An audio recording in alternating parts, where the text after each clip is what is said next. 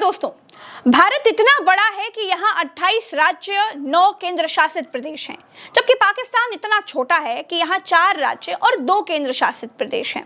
पहला राज्य है बलूचिस्तान, दूसरा राज्य है खैबर पख्तूनख्वा, तीसरा राज्य है पंजाब और चौथा राज्य है सिंध। 2 केंद्र शासित प्रदेश हैं जिसे वो आजाद कश्मीर और गिलगित बल्तिस्तान कहता है। दोनों केंद्र शासित प्रदेश पाकिस्तान के नहीं हैं, यहाँ उसने जबरन कब्जा जमा रखा है। उसके आजाद कश्मीर को हम पीओके यानी पाक अधिकृत कश्मीर कहते हैं और गिलगित बल्तिस्तान जो हमारे लद्दाख का अभिन्न हिस्सा है, यहाँ भी पाकिस्तान ने अवैध कब्जा जमा रखा है। भारत गिलगित बल्तिस्तान को जम्मू कश्मीर का अभिन्न हिस्सा मानता है, जो कि भारत का हिस्सा है। भारत का कहना है कि ये क्षेत्र 1947 में जम्मू कश्मीर के भारत में विलय के साथ कानूनी रूप से भारत का हिस्सा बन गया। पाकिस्तान इसे अपने नियंत्रण में रखता है और इसे आजाद जम्मू कश्मीर से अलग प्रशासनिक इकाई के रूप में चलाता है।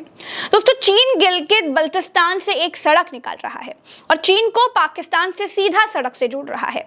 इस सड़क का नाम चीन पाकिस्तान आर्थिक गलियारा यानी कि CPEC रखा गया है। CPEC के जरिए चीन इस क्षेत्र में रणनीतिक रूप से शामिल हो गया है।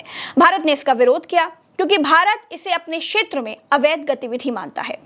दोस्तों, अगर शॉर्ट में कहें तो CPEC एक $62 बिलियन यानी लगभग 5 लाख करोड़ से ज्यादा की एक परियोजना है जो पाकिस्तान के ग्वादर बंदरगाह को चीन के शिनजियांग प्रांत से जोड़ने वाली सड़कों, रेलवे, पाइपलाइनों और ऊर्जा परियोजनाओं का एक तरह का नेटवर्क है।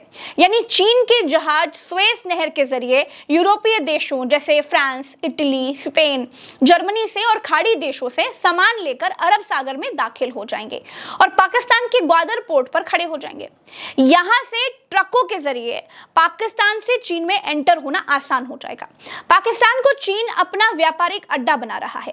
पाकिस्तान के ग्वादर पोर्ट से लगभग 2000 किलोमीटर का सफर तय करके चीनी ट्रक चीन के शिनजियांग शहर पहुंच जाएंगे।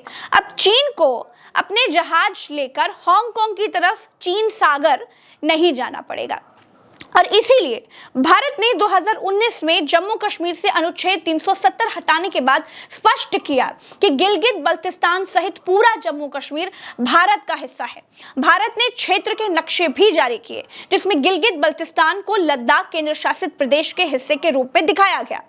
संयुक्त राष्ट्र और दूसरे अंतर्राष्ट्रीय संगठन गिलगित बल्तिस्तान को कश्मीर विवाद का हिस्सा मानते हैं और इसे भारत पाकिस्तान के बीच द्विपक्षीय बातचीत के माध्यम से हल करने की सलाह देते हैं। दोस्तों, अब मैं आपको वो नक्शा दिखाती हूँ जिसे पाकिस्तान दिखाता है।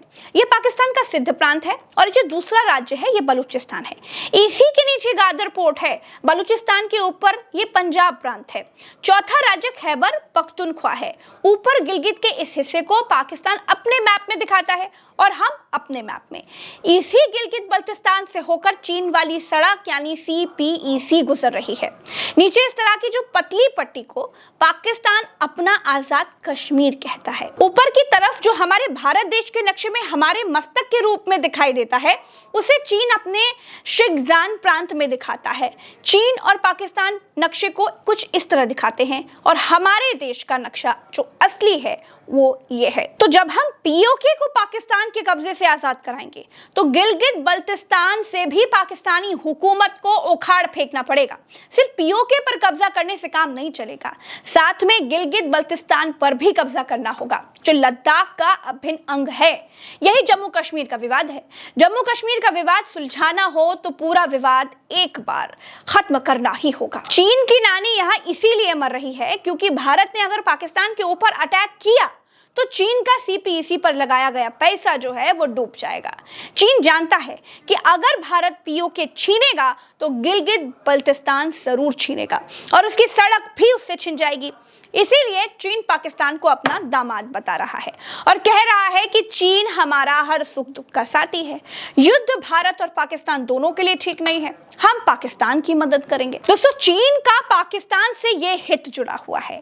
चीन को पाकिस्तान से अपना फायदा दिख रहा है और दूसरी बात ये भी है कि दुश्मन का दुश्मन दोस्त वाली जो चाल है वो भी चीन चलता हुआ दिखाई दे। खैर, तो दोस्तों, ये है आज की गिलगित बल्तिस्तान और पीओके पर पाकिस्तान के कब्जे की कहानी। अगर आपको और पीछे से जानना है तो चलिए वो भी बता देती हूँ। तो दोस्तों, हुआ ये था 1947 में भारत और पाकिस्तान के विभाजन के समय जम्मू कश्मीर एक रियासत थी जिसके शासक महाराजा हरि सिंह थे। ब्रिटिश नीति के अनुसार रियासतों को भारत या पाकिस्तान में शामिल होने या फिर स्वतंत्र रहने का विकल्प दिया गया।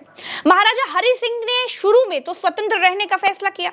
आजादी के 2 महीने बाद ही यानी 15 अगस्त को आजादी मिली और अक्टूबर 1947 में पाकिस्तान ने कश्मीरी क्षेत्र पर कबायली, जिनको पश्तून कहा जाता है, उन हमलावरों के जरिए आक्रमण शुरू किया जिन्हें पाकिस्तानी सेना का समर्थन प्राप्त था। ये हमलावर पश्चिमी कश्मीर और गिलगित बल्तिस्तान की ओर बढ़े। आक्रमण के दबाव में महाराजा हरि सिंह ने भारत से सैन्य सहायता मांगी और 26 अक्टूबर 1947 को जम्मू कश्मीर के भारत में विलय के लिए इंस्ट्रूमेंट ऑफ एक्सेशन पर हस्ताक्षर किए। भारत ने सैन्य बल भेजकर आक्रमण को रोकने की कोशिश की, लेकिन इस समय तक पाकिस्तान ने पश्चिमी कश्मीर यानी कि जो अब पीओके है और गिलगित बल्तिस्तान के बड़े हिस्सों पर कब्जा कर लिया था। 1948 में भारत ने इस मुद्दे को संयुक्त राष्ट्र में उठाया। 1 जनवरी 1949 को युद्ध विराम हुआ, जिसके परिणाम स्वरूप नियंत्रण रेखा यानी लाइन ऑफ कंट्रोल, जिसे LOC कहते हैं, वो स्थापित हुई। इस रेखा ने जम्मू कश्मीर को 2 हिस्सों में बांट दिया। एक हिस्सा भारत के नियंत्रण में, जम्मू कश्मीर और लद्दाख, और दूसरा पाकिस्तान के नियंत्रण में, जो कि पीओके और गिलगित बल्तिस्तान है।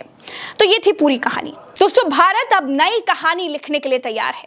हमारे पास किसी का ताप ना सहने वाले लाल आंख वाले प्रधानमंत्री हैं, राष्ट्रवादी सरकार है, RSS है, करणी सेना है, हम विश्वगुरु हैं, पाकिस्तान का पानी रोक दिया है, बॉर्डर सील कर दिए हैं। तो उम्मीद है कि अब जल्द ही पीओके पर कब्जा होगा, और सिर्फ पीओके पर ही नहीं, गिलगित और बल्तिस्तान पर भी जल्द कब्जा होगा, जो हमारे लद्दाख का अभिन्न अंग है। चीनी प्रांत की कब्जे वाली जमीन भी हम छुड़ाकर अखंड भारत बनाएंगे। उम्मीद है कि आपको ये वीडियो पसंद आया होगा और इस वीडियो के जरिए मैंने पुराने विवादों के बारे में आपको ठीक तरह से समझाया होगा। आप लोग हमारी मेहनत को सराहते हैं, उसके लिए आपका बहुत बहुत धन्यवाद। वीडियो को शेयर कीजिएगा, जिससे ये वीडियो हमारे हर भारतवासी तक, हर व्यक्ति तक निष्पक्ष तरीके से पहुंचता रहे, सही जानकारी आप लोगों तक बिना रुके पहुंचे। उसके लिए सब्सक्राइब जरूर कीजिएगा। नमस्कार।